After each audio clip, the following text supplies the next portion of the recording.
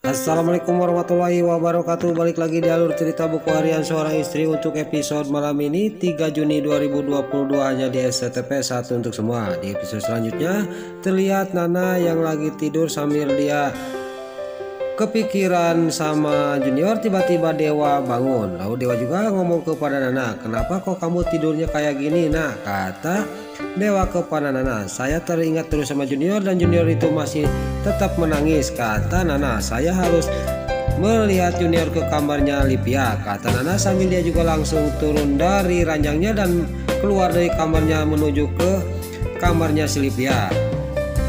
Lalu Dewa juga tidak bisa menghalangi dan di sini Nana juga pas ngetok-ngetok pintu kamarnya si Livia tapi tidak ada yang jawab. Junior masih tetap menangis dan Nana juga pas membuka pintu kamarnya si Livia, tiba-tiba pintunya tidak kunci dan dia juga sangat kaget karena si Livia sama si Brokok ini lagi tidur dan Junior lagi menangis di boxnya. Lalu Nana juga langsung mengambil Junior dari boxnya. Tak lama kemudian si Livia bangun dari tidurnya dan dia juga ngomong kepada Nana. Dan terjadilah cekcok antara Nana sama si Livia. "Kamu itu apa-apaan?" kata Nana.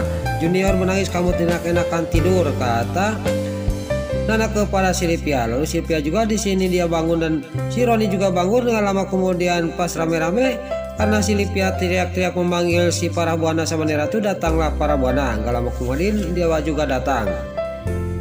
Di sini Dewa juga sangat marah kepada si Livia dan di sini gak lama kemudian pas Dewa lagi memarahi si Livia dan di sini datanglah Neratu.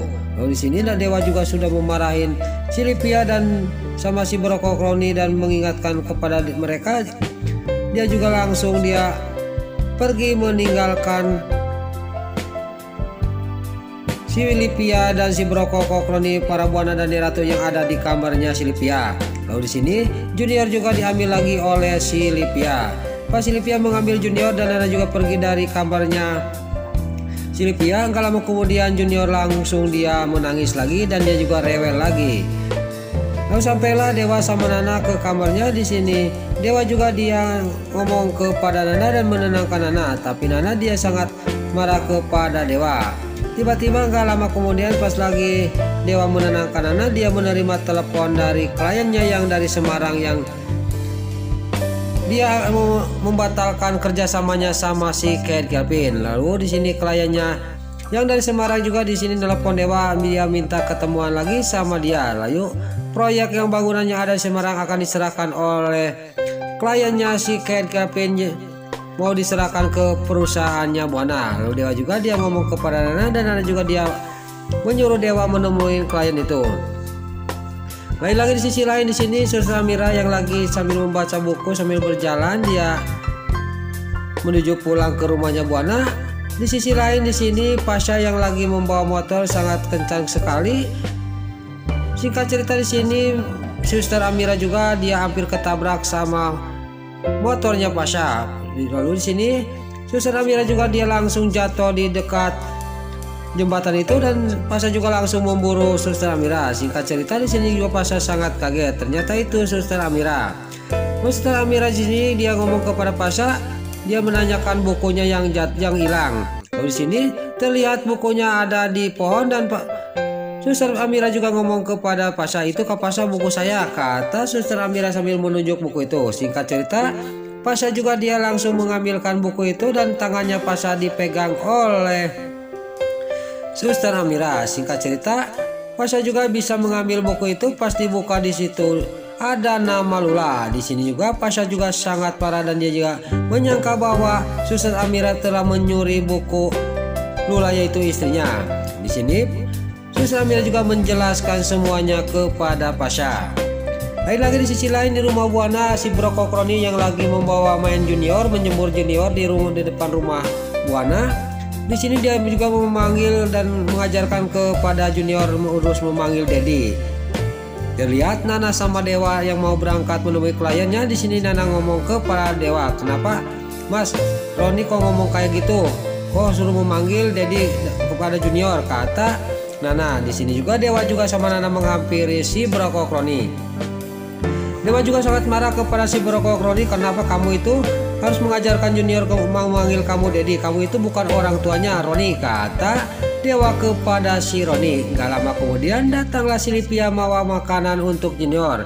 Dia juga bilang ke Junior, dia bilang mami. Di sini juga Nana juga sangat marah kepada si Livia dan Dewa juga sangat marah. Kenapa si Livia juga di sini memanggil dengan sebutan mami? Lalu di sini terlihat gak lama kemudian pas lagi cekcok datanglah si Nurus Tunjung si Parabuana. Lalu Parabuana juga dia ngomong kepada Dewa sama Nana, masalah gini juga kok dipermasalahkan, kata Parabuana. Gak lama kemudian di sini Dewa juga pamitan untuk menemui kliennya yang dari Semarang. Pas di tengah jalan di sini Dewa juga disegat dihadang oleh mobilnya si Ken Kelvin, dan si Ken Kelvin juga dia keluar dari mobilnya dan Dewa juga keluar dari mobilnya. Terjadilah cekcok antara Dewa sama si Ken Kelvin karena si Ken Kelvin menyuruh Dewa jangan diterima proyek yang dari Semarang itu karena itu klien saya, kata si Ken Kelvin. Terjadilah di sini perkelahian antara si Ken Kelvin sama Dewa. Di sini tadinya si Ken Kelvin juga sudah nampuyak sama Dewa. Gak lama kemudian dia juga memanggil teman-temannya yaitu anak buah si Tony.